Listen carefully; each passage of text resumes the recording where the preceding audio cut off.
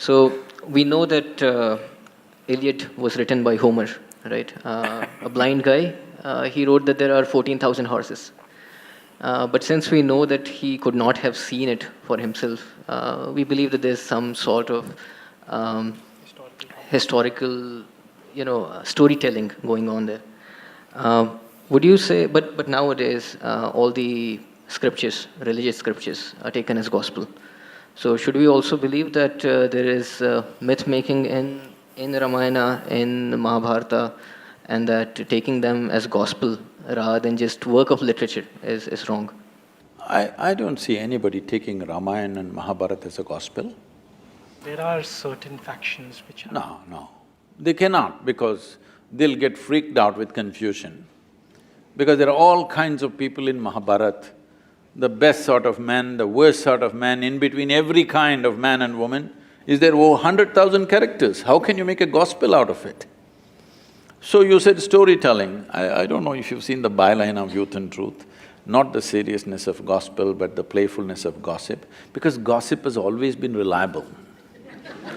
No, at any time in history, nobody went by the official version. Whatever the official version came, people asked around with their friends and relatives what happened. When 5 people said 5 different things, people learned out of their wisdom to extract some truth out of the gossip. But people always relied more on the gossip than the official version, isn't it so? It's not just today, always. However, given that this gossip can lead to a transformation of this truth to an extent where it's lost forever, do you think that's troubling? See, first of all, you're questioning, did it actually happen, right? So we are saying that the same argument which you have given is the argument which is usually used these days to say that buildings which were constructed by the Mughals were actually not Mughal structures. Oh, okay. I get the However, point. that's gossip being misinterpreted completely. Now, say, if you come further south, people are questioning whether Rama existed or not, okay? This is just a question of poor memory. When the entire nation has been talking about it for thousands of years, now the problem is your trust in printed word is more than the spoken word, that is the whole problem. But you must understand, this is a oral culture. We always transmitted most significant things orally. You may think it's insignificant because it's not written, but anybody can write it down. People have written it down now it's a printed word. But now somebody questions, did Rama exist or not? Not in one place, in entire culture, when everybody is talking about the same story with minor variations here and there, it could not have been just made up by all the people, So isn't it? I guess his point was also by bringing in the Iliad example the same, that the war on Troy did happen, but the fact that Homer says that 14,000 horses were there is clearly not truth. Maybe not. Maybe Ram did exist, but other facts which are… other things… See, we are, after all, Indians, we invented zero. We have certain freedom in using number of zeros. We're taking liberty with that. Don't… see, whether 6,000–7,000 years ago, whether 100,000 men fought or 10,000 men fought, doesn't make a difference. The way the story is said in this country is not for its facts, but for its truth. You're trying to bring out a certain truth. The fact of it, whether 100,000 men fought, 10,000 men fought, what does it matter? You don't have to manage that war today, it's over. So the important thing is, what is there for me to learn from that, all right? If that's a question mark, we can go ahead with that. I guess that was his point itself, that when you look at religious texts, as you would learn from… See, don't call them religious texts, this is nation's history. So let's say if you look at another piece of literature, you would derive learnings from it. Literature is different, history is different. Literature can be fiction. History is written in a dialectical way so that it's always relevant for you. I'm saying 6,000 years ago, whether a man existed or not, what's my problem? unless he has something to contribute to my life today, isn't it? However, if history has been written and the facts of the history are not clear, then how See, this is what I'm saying. The fact is like this. Suppose 6,000 years ago, Rama had a wife whose name was not Sita. What's my problem? we are not questioning whether the name was… Not only the name, I'm saying, okay, he was not… his father's name was not that, it was something else. He was somebody else. What does it matter We to are me? even questioning the sequence of events over here. You can. How they… See, sequence of events also you can question, but what I'm asking is, a 6,000-year-old drama, if it got little mixed up, it is not your problem. The problem is just this, is there something for us to get from that? That's all the thing is. Now, why we are worshipping Rama in this country is, he's not a super success. He's a serial disaster, if you look at it. Yes. Even today he's having real estate issues, that's why you brought this up.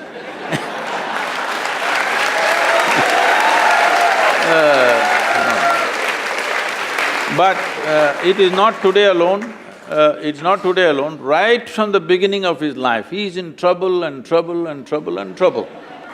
See, he is rightfully a king. He is coronated at the age of 17 or 18. He marries a princess, and within 1 or 2 years, he's sent to the forest. They didn't go to the jungle for picnic. As some of the television serials are showing Rama, Sita doing all that. No, it is like, throwing him out of the kingdom from his power and everything. That itself would have shattered a man, but he settled down there. But Rama is also an insecure person who, when Sita came back to him, first she sat through fire. We will come there, don't First jump. she sat First, let's kidnap her, no. See, now you're changing see, now you're changing the sequence of things. First, let's kidnap her, all right?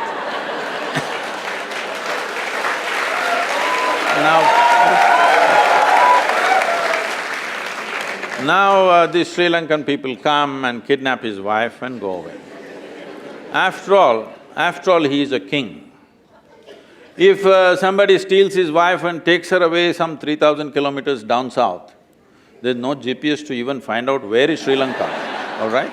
At a time like that, being a king, he could have found a local solution. There would be any number of women to marry the man, he's a king. But he goes in search of her, not with a big army, just him and his brother, like ordinary people. If a man has to walk 3,000 kilometers down south, not knowing where she is, whether she is alive or dead or what's happened, then she must mean so much to him, yes or no? Otherwise, why would a man walk that distance? Now, he goes there, he forms a Tamil army, don't forget this. And then there is a fight, kills hundreds of people, burns down a beautiful city, gets back his wife, comes and settles down. Before this, I will tell you, he goes for a year of penance in Himalayas. His brother asks, are you crazy? This man stole your wife and now you're doing penance for his death. He said he had 10 basic qualities, Ravana. Killing those 9, which were horrendous qualities, no penance for me, no repentance for that. But he was also a great devotee and I killed that also. So 1 year of penance the man goes for. This is not a… And then he settles down and his wife is pregnant. You must understand, for a king, his wife is pregnant means it's not just about a child, it's a progeny for his empire and there are many things involved. No sonogram, so he doesn't know whether it's a girl or a boy or boys or girls or anything.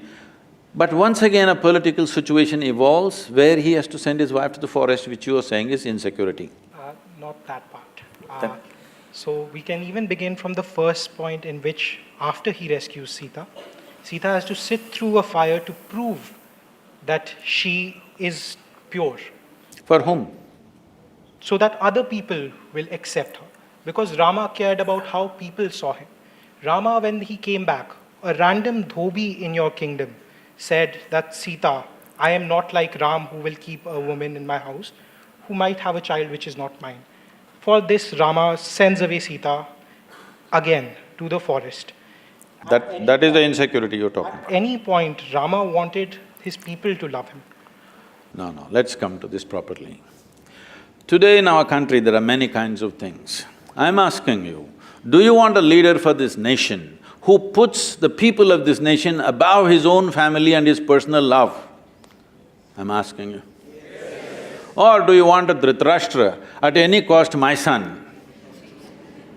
You want a man who puts the citizens of this country above his family. This is not just another woman for him. He went and fought a battle for her, walked 3,000 kilometers. This is not just another woman. He is living for her, but still he sends her back to the jungle when she's pregnant, knowing fully well that it could be his future for this kingdom. And he's putting… See, it is not just about a dhobi, this is what your mistake… you're taking these things literally. When a dhobi said, what it is being said is ordinary people are talking like this. Ordinary people have no trust in the king, that he's just brought some woman from somewhere and he's made her our queen, because queen is seen as a mother to the nation. We don't want such a woman as our mother, that's what they're saying. She went and lived with some man somewhere. This is what the people of those times are saying. So if the king says, I don't care what you think, I love my wife and keep her, that would be not a good king, not a good administrator. So he's putting his people above somebody that he loves very, very dearly, and she's pregnant.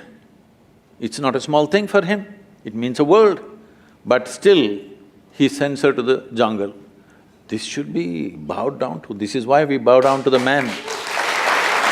No? Please say it. No, why? He has something to say, please. So there are different types of responsibilities of you as a person. As a king, there are different responsibilities, and as a human, as a family member, you have different responsibilities.